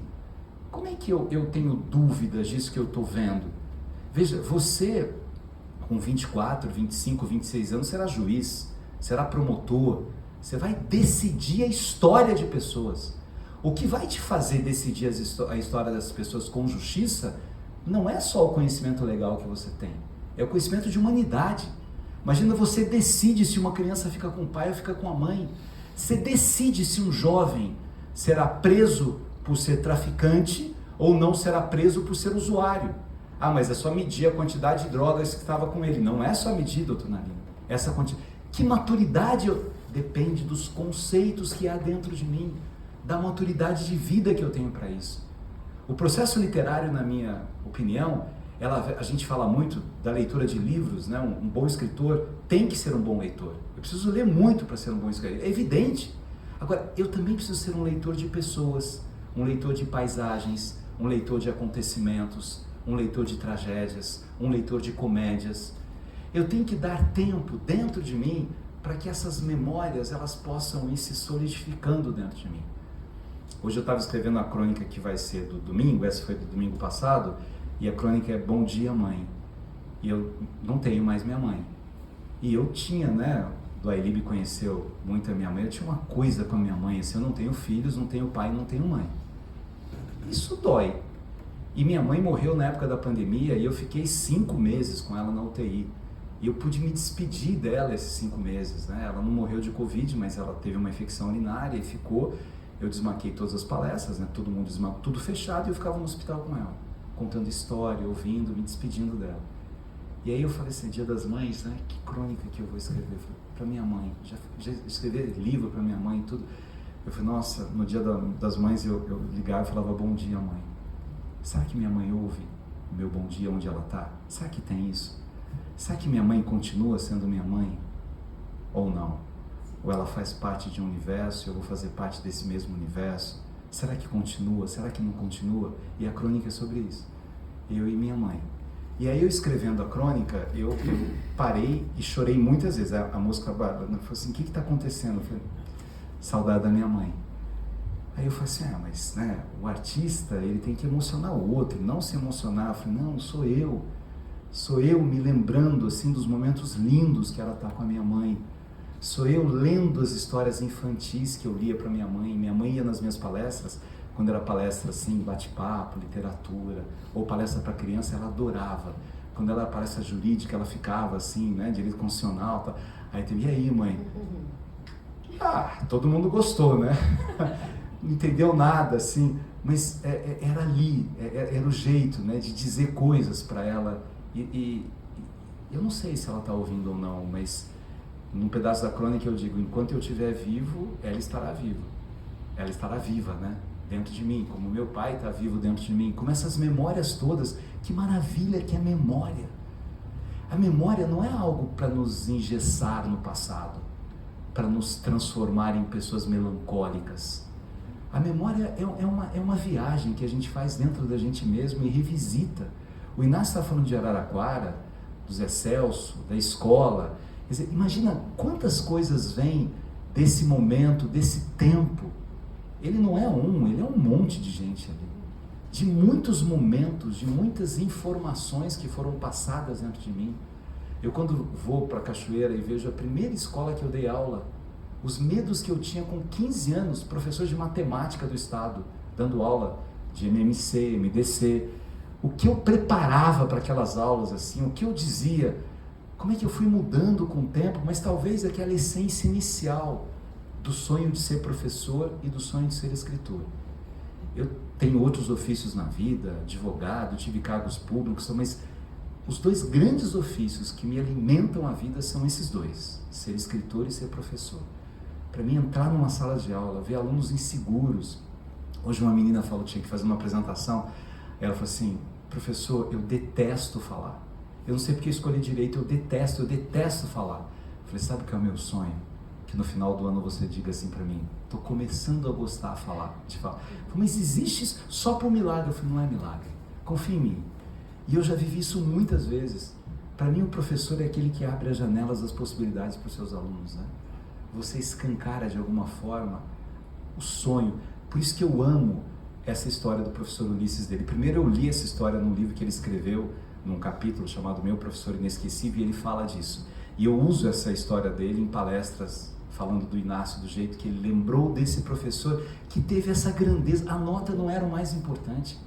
O mais importante era o que o professor disse para ele ali no final. Vai, filho, vai ser rei na vida, vai brilhar na vida, vai escrever na vida. Não faça isso de novo em muitos lugares, aqui deu certo. Mas vai, acredita no que você é. Isso é vínculo, é estabelecimento de vínculo que a gente tem com as pessoas. Eu tenho tanto prazer na prosa. Para mim é tão gostoso, né? Naline e eu somos praticamente irmãos. Eu sou o irmão mais velho dele porque ele me dá muito trabalho, né, Nico? Mas a gente se fala às vezes 6 e pouco da manhã, quase todos os dias, né? O prazer da prosa, de você contar história, contar alguma coisa sua para alguém, ouvir alguém dizendo coisas para você, independentemente de negócios que estejamos fazendo juntos, né? A beleza da amizade está na inutilidade. Quando é útil, não é amizade. Fulano, deixa eu estar perto do Nico, porque a Lígia dizia que ele é um dos advogados mais ricos do Brasil, mais importantes. Mas ela queria casar com você, que era mais rico que eu. Íamos adotar o Paulo Bonfim, né? Adotar o Paulo Bonfim. Mas estar perto dele, independentemente do que ele possa proporcionar para mim, o privilégio que é isso, né? De você ter alguém para ouvir as suas histórias. Eu repito, eu aprendi isso desde os inícios com uma mulher no asilo. E eu ficava meio chateado quando eu via que ela começava a falar, algumas pessoas saíam. Eu disse, por que eles não têm paciência com ela? Nem minha mãe tinha, minha mãe cortava o cabelo dela, inclusive, mas, nossa, ela nunca mais vai terminar de falar isso. E eu ficava ali, ouvindo aquelas histórias. Hoje eu sei, como educador, que a arte de ouvir histórias desenvolve uma parte do nosso cérebro que não é desenvolvido quando você vê as imagens. A leitura e o ouvir as histórias desenvolve uma dimensão imagética nas nossas sinapses, porque você está contando do professor Ulisses, vocês não viram o professor Ulisses, então cada um imaginou de um jeito. Ao imaginar de um jeito, eu vou ter um conceito desse tipo de professor dentro de mim.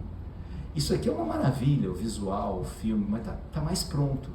Aquilo que não está pronto é mais desafiador para que eu consiga construir dentro de mim. São Paulo é uma cidade fascinante, né? Eu também tive as minhas experiências da chegada de São Paulo. Uma delas foi essa que eu falei da Lígia. Eu era um menino do interior de Cachoeira Paulista, eu tinha sido vereador lá com 18 anos. Antes eu tinha sido seminarista, porque eu queria tirar a criança de rua. Então eu era muito popular, porque tinha um projeto social na cidade. Aí virei vereador, fui mais votado lá e todo mundo me conhecia em Cachoeira Paulista, uma cidadezinha. Aí eu vinha para São Paulo cumprimentando as pessoas, tudo bem, como vai? Nem a vizinha, né? Eu falei assim, nossa, como é assustador, ninguém olha na cara da gente aqui, né? E aos poucos você vai desvendando a beleza pulsante dessa cidade, né?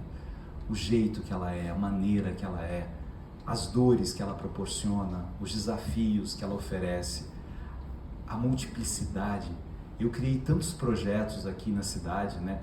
Desde diretor de escolas, levando os meus alunos para ir para o mercado municipal, para conversar com os imigrantes e ouvir as suas histórias, na Secretaria do Estado, do município, e fui amando a cidade do seu jeito, da sua maneira, os escritores da cidade, a maneira de contar as histórias do que é São Paulo, as canções que se relacionam com a cidade de São Paulo, o jeito dela ser, porque é isso que a gente tem.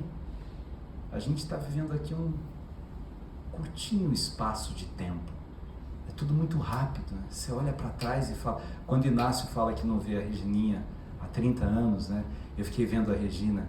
A Regina é filha do Antônio Emílio, que para mim foi um dos homens que eu mais admirei na minha vida. Eu era secretário de Educação, né? Um jovenzinho, e ele almoçava comigo com alguma regularidade. E tudo que eu pedia para ele, ele me atendia, assim. Acho que ele tinha um carinho, né? Eu levei ele numa unidade da FEBEM, e eu falei assim, doutor Antônio, é muito difícil resolver isso. E a música é um dos caminhos para isso. A gente tinha criado uns programas para dar emprego quando eles saíssem, né? Eu peguei a FEBEM quando eram 2 unidades só, eu transformei em 60. Foi a época que a gente acabou as rebeliões da FEBEM, começou a humanizar a FEBEM. E um dos projetos que a gente queria era o projeto Guri nas unidades, colocar a orquestra em todas elas. Aí eu falei assim, se o senhor der acho que na época tinham 30 unidades assim, se o senhor der uma orquestra, se a gente conseguir 30 empresários, cada um dando uma orquestra, eu falei, pelo amor de Deus, você tem que criar da educação. Eu dou as 30 orquestras, não fale para ninguém que eu dei. Ele não falava para ninguém as coisas que ele fazia. Eu olhava para aquele homem e falava assim, como é que alguém pode ser tão grande, tão simples ao mesmo tempo? Aí eu percebi que a maior grandeza está na simplicidade. Como é que as pessoas conseguem, né, ter essa generosidade? E assim, isso é um exemplo do que esse homem fazia.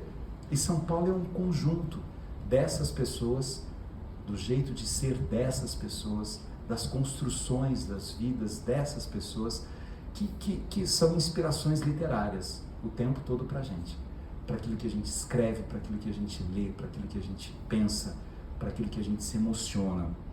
Eu acho que o nosso desafio de escritores é lembrar as pessoas da beleza dessa palavra, emoção, emoção. Eu preciso de vínculos, de lembranças dentro de mim. Eu preciso contemplar mais as pessoas. Tem um autor chamado Byung-Chul Han, um sul-coreano, que ele tem um livro, que mora na Alemanha, ele tem um livro chamado Agonia de Eros.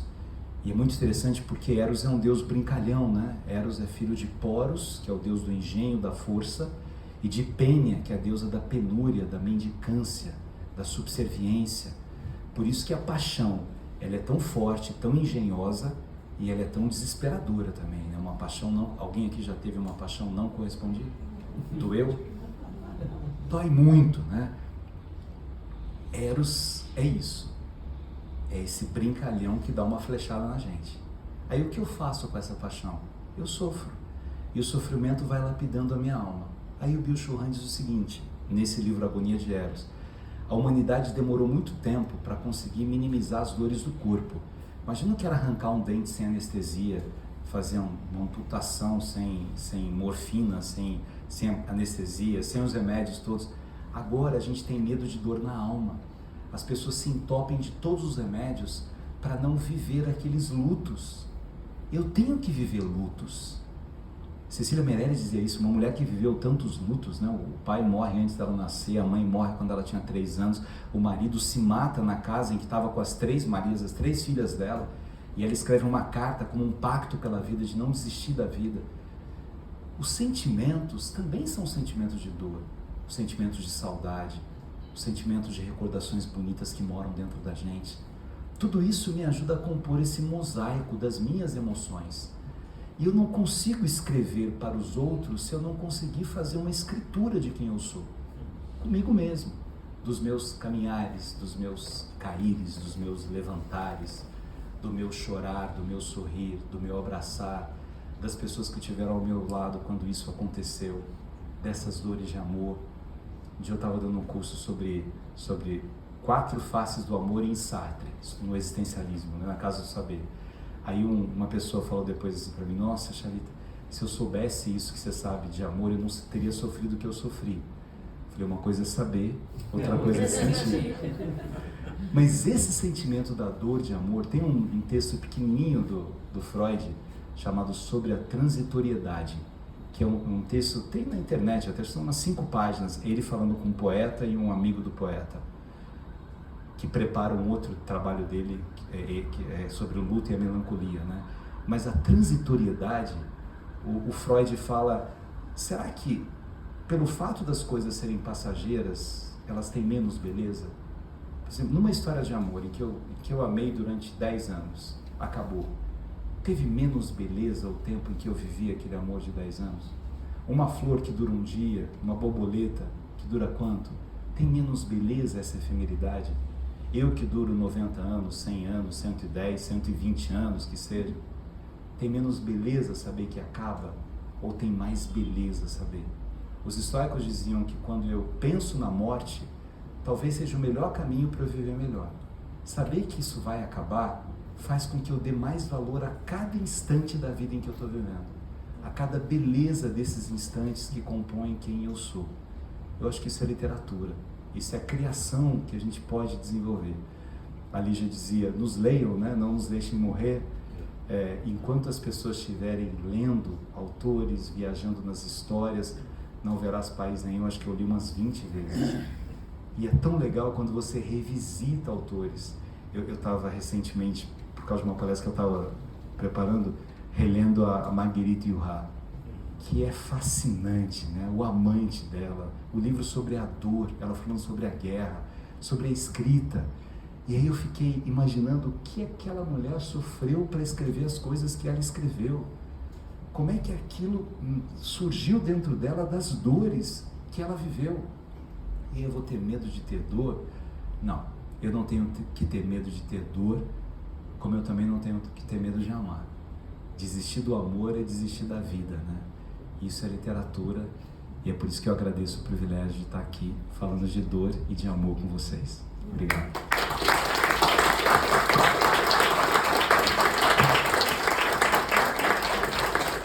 Nós temos mais meia hora. Eu tenho 7.837 crônicas escritas hoje. Desde 1992 eu tenho 5 crônicas por semana na Rádio Eldorado. E eu não posso pôr porque rádio não é escrito e tem censura. Mas eu vou te dar um tema que é fascinante, que pega carona no que você contou. Nós estávamos no Galo Vermelho. Você conhece o Galo Vermelho porque você conheceu a Boca do Luxo. E um amigo nosso sai às 4 da manhã e perde o seu carro. E ele entra num táxi, senta no banco de trás e fica quieto. Táxi quieto, ele quieto, táxi quieto. De repente o táxi olhou para ele e disse: o senhor não vai me contar para onde é que o senhor vai? Isto o senhor jamais saberá. Então a literatura está na vida assim, com certeza. E Xalita, o dia a dia é a vida. Não, eu te digo isso todo domingo quando você me manda sua crônica. Eu invariavelmente respondo para você: é isso, não tem muito como escapar. Mas nós temos meia hora, quem quiser fazer pergunta. O Xalita e o Inácio não sabiam que eu ia fazer essa brincadeira. A pergunta está aberta. Isso, se alguém gostaria. Essa história do táxi, É? você escreveu, vai escrever? Eu não posso. Eu posso pôr quando eu for fazer um livro de crônicas escritos, mas se você quiser usar, é seu. Claro que eu uso. Porque é fascinante. Ele olhou, sem brincadeira, e ele ficou indignado, porque ele dizia, o motorista queria que eu contasse para ele onde eu ia. Não é da conta dele onde eu ia. Eu não queria ir, eu queria achar meu carro. Horas depois, ele saiu procurando em volta da Major Sertório adjacência e achou o carro dele e foi para casa. Foi bom saber que você sabia o que era o Galo Vermelho. Mas lógico. Era um grande pecador, então. Mas lógico, tinha shows de striptease fantásticos. Boca do Luxo, e ali em Major Sertório e Vila Buarque, tinha uma série de inferninhos. Até hoje eu não sei por que chamava inferninho. Era um bar. Porque eram vermelhos. Tinha o Galo Vermelho, tinha vários. Tinha Raposa Vermelho, Galo Vermelho, Michel. Michel não era inferninho. No final era inferninho. Inferninho. Você pegou essa fase, eu não peguei. Do bom. Você pegou a fase do Holiday? Peguei. Então, não, ele é bom. O Holiday tinha a mulher Mônica, que foi a garota de programa mais linda e mais cobiçada de São Paulo. Eu era repórter do jornal Última Hora e cobri a passagem do Tony Curtis por São Paulo, e ele foi ao Holiday e ele se apaixonou pela Mônica. E ele estava com a Jeanette Lee lá no hotel. Pois é, um tio meu que saiu com a Jeanette Lee no quarto centenário, e meu pai achava que a Jeanette Lee estava olhando para ele, não estava, ela estava olhando para o primo. E esse primo, pelas tantas, ganhou um leão. Ele tinha um leão e andava por São Paulo com o leão na coleira. E ele chegava no Hotel Jaraguá, ele tinha separado da minha tia, morava no Hotel Jaraguá, e entrava no elevador, o assessorista das 3 da tarde, sábado, olhava para ele e dizia: por favor, chega 15 minutos mais tarde que meu colega já sumiu. E eu repeti de ano, esse meu tio foi jantar na minha casa, meu pai estava aos urros comigo, e ele fez uma proposta bem decente, eu topei, fiz o que ele queria, e ele me levou no Lalicórnio com o leão. Você não imagina um boêmio com o leão na coleira e o sobrinho de 16 anos no Lalicórnio. Acabou a noite. Esse eu vou fazer um conto, não é a crônica. Esse tio é quem eu sei? É o próprio. Deixa eu só falar uma coisa. Você falou uma frase maravilhosa que me explicou uma coisa do passado. Desistir da dor. Quando jovem, todo aquele grupo meu lá, que queria vir embora, já vou dar tempo para a pergunta, a gente queria ir embora. E nós viemos embora todos, menos um. E ele era o mais talentoso de todos nós. Escrevia contos maravilhosos, kafkianos, etc. Nunca teve coragem de sair. Porque também começou a namorar, no interior você começa a namorar, você noiva, você noivou, você casa, você casou, você tem que ter um emprego, você tem que ter uma casa. E aí ele foi ficando preso naquela engrenagem. E a gente sempre voltava. E nos reuníamos lá num bar. E ele ficava olhando de fora. De fora. E a gente via ele olhando, a gente ia lá buscar, ele não queria, não, vocês tiveram coragem, não foi embora. E um dia, ele simplesmente se atirou debaixo do trem. Ele já era casado, tinha filhos e tal. Eu usei esse homem num livro meu, um romance que eu mais gosto, e que é um romance fracassado, tem 2 edições, entre 70 e hoje, Dentes ao Sol. E eu entendi então como coisa, ele desistiu da dor. Muito obrigado, Xalita. Muito obrigado. Agora eu ficava a noite inteira te ouvindo. Boa tarde. Foi um prazer ouvir vocês. Tá funcionando? Está desligado. Não, essa ele é que tá. Ele é pra baixo. Fala mais perto. É um prazer ouvir vocês. E a minha pergunta é para o Inácio. Mas antes da minha pergunta, eu preciso falar da minha admiração. E isso sempre parece um lugar comum. Mas o Xalita falou uma coisa que para mim foi importante, que ele falou de como a gente fica bobo quando a gente está perto de uma pessoa que a gente admira tanto. E você, Inácio, é essa pessoa que muitas vezes, quando a gente se encontra, eu fico bobo. E eu fico até com vergonha às vezes, porque eu sei que eu estou sendo bobo. Mas esse bobo, eu acho que fica interessante a partir do que o Xalita falou. E eu me vejo um pouco em você quando você estava perto do Nelson Rodrigues. E hoje eu estou perto de você. Mas a minha pergunta é... A Nérida Pinon tinha uma frase que eu gosto muito, que ela dizia assim: o jornalista busca o visível, o escritor busca o invisível. E você, sendo as duas coisas, como que você traça esse paralelo, essa dualidade entre o visível e o invisível? Muito obrigado. É mais pergunta? Não. Eu, na verdade, olho o invisível e vejo o visível, é isso. Eu transformo o invisível em visível. É muito fácil. Senão não seria o cronista, não seria ficcionista. Ficção, fantasia, imaginação, delírio, loucura, tudo está misturado. O invisível, quando eu não vejo, eu não faço nada com ele. É isso, eu posso responder.